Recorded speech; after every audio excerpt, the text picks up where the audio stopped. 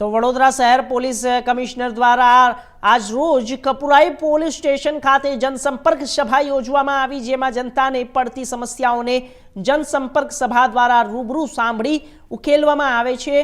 અને રોજ Vadodara police commissioner દ્વારા એક નવતર પ્રયોગ હાથ ધરવામાં આવ્યો છે, જેમાં જ્યારે સૌપ્રથમ પાણીગેટ પોલીસ સ્ટેશન તેમજ કપુરાઈ પોલીસ સ્ટેશન ખાતે જનસંપર્ક સભાનું આયોજન પોલીસ કમિશનર દ્વારા કરવામાં આવ્યું। જનતાના વિવિધ પ્રશ્નો કે જે પોલીસ સ્ટેશનમાં આવતા હોય છે તેનું નિરાકરણ જનતાને સારી રીતે અને સચોટ મળે, પોલીસની કામગીરી આગળ વધે એ હેતુસર સભાનું આયોજન કરવામાં આવ્યું છે। અરજદારોના પ્રશ્નો વહેલામાં વહેલી તકે ઉકેલાય તેવો પ્રયાસ વિવિધ પોલીસ સ્ટેશનમાં કરાય તે હેતુસર આવનાર દિવસોમાં વડોદરા શહેરના તમામ પોલીસ સ્ટેશનમાં પણ જનસભાના કાર્યક્રમનું આયોજન કરશે, જેમાં લોકોને જનસભાથી ખૂબ જ ફાયદો થઈ રહ્યો છે। જનતાના દ્વારા પોલીસ કમિશનરની આ પહેલની ખૂબ જ સરાહના કરવામાં આવી રહી છે। શહેરમાં 25 પોલીસ સ્ટેશનો કાર્યરત છે અને આ પોલીસ સ્ટેશનો સુરક્ષા સંબંધિત સેવા પૂરા પાડવા માટેના આપણે કહીએ કટિંગ એજ લેવલ સર્વિસ ડિલિવરી પોઈન્ટ્સ છે। કેટલાક નાગરિકો જે બનાવમાં ભોગ બનનાર છે એવા ફરિયાદ નોંધવા માટે, કેટલાક નાગરિકો સહાયક તરીકે અને અન્ય કેટલાક પ્રકારના પોલીસ સંબંધિત સેવાઓ મેળવવા માટે પોલીસ સ્ટેશનના મુલાકાતે આવતા હોય છે। પોલીસ સ્ટેશનમાં ફરજ બજાવતા હેડ કોન્સ્ટેબલ, એએસઆઈ, સબ ઇન્સ્પેક્ટરો, ઇન્સ્પેક્ટરો આ મુદ્દાઓ અંગે તપાસ કરી અપ્રોપ્રિએટ એક્શન લેવાની જવાબદારી એમના શિરે છે।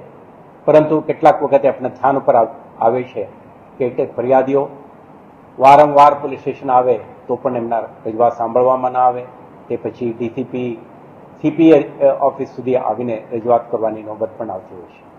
આપણે આ વખતે એક નવા અભિગમથી આ કાર્યક્રમનું આયોજન કરી છે। જનસંપર્ક કરવા માટે આપણે પોતે નીકળીએ અને થોડુંક એડવાન્સમાં એમને જાણકારી પણ પૂરો પાડીએ, જેથી કરીને ફરિયાદીઓ આપણે આવીને રજૂઆત કરી શકે। તમે જોયું કે આપણે 12 જેટલા ફરિયાદીઓને આપણે જે અગાઉ ફરિયાદ આપીને ગયા હતા એમના ફરિયાદ અનુસંધાને કાર્યવાહી થઈ છે। આપણે પ્રયાસ કરી પોલીસ કાર્યવાહીથી આ લોકો સંતુષ્ટ છે કે નહીં। આપણે જાણવા મળ્યું કે ફરિયાદીઓ મોટાભાગે સંતુષ્ટ હતા, સેટિસ્ફાઈડ હતા અને પોલીસના કામકાજને એપ્રિશિએટ કરીને ગયા। અન્ય કેટલાક ફરિયાદીઓ પણ નહીં આવેલા જેમના કોઈ વિસા ફ્રોડ સંબંધે કે અન્ય ઓનલાઈન ફ્રોડ સંબંધિત ફરિયાદો લઈને આવ્યા હતા। એમને પણ એક જ જગ્યાએ ઇન્સ્પેક્ટર, ડીસીપી અને કમિશનર કક્ષાના અધિકારીઓ સાથે ઇન્ટરેક્ટ કરવાની, રજૂઆત કરવાની અને એમના સમસ્યા અંગે અપ્રોપ્રિએટ એક્શન લેવામાં આવે તે અંગે આગ્રહ કરવાની એક તક મળી છે।